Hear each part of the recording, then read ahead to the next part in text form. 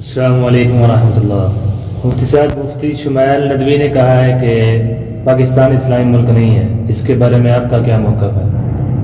پاکستان کو نہ ہم اسلامک کنٹری سمجھتے ہیں۔ اسلامک کنٹری وہ ہے جہاں 100% اسلامی قوانین نافذ ہوں، جو کہ پاکستان میں نہیں ہے۔ لہٰذا بسم اللہ الرحمن الرحیم۔ پاکستان کا مطلب کیا؟ لا الہ الا اللہ محمد رسول اللہ۔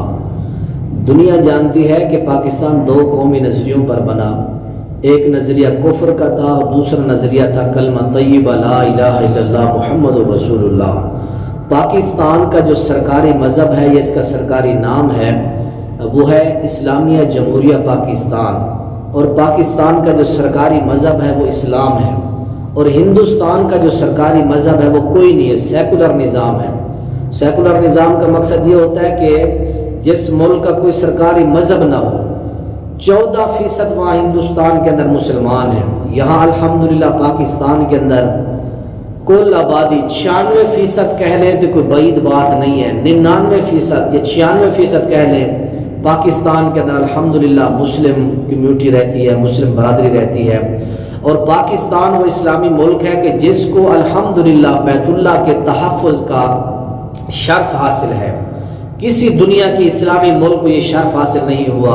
یہ شرف حاصل ہوا ہے تو صرف ملک پاکستان اور خداداد صلاحیت رکھنے والے اس ملک کو یہ شرف حاصل ہوا ہے۔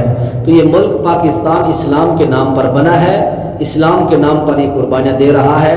چھوٹی موٹی کمیاں کوتاہیاں ہوتی ہیں، وہ ہر ملک اور ہر انسان کے اندر ہوتی ہیں، سوائے نبی کے ہر انسان کے اندر خطائیں کمیاں ہوتی ہیں۔ تو یہ جو بیان آیا ہے یہ انتہائی موزیکا خیز بیان ہے، جو اسلامی ملک کو کہا گیا کہ ہم اسے اسلامی کنٹری تسلیم نہیں کرتے۔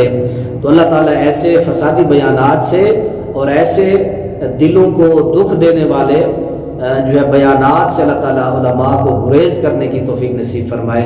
السلام علیکم ورحمۃ اللہ وبرکاتہ۔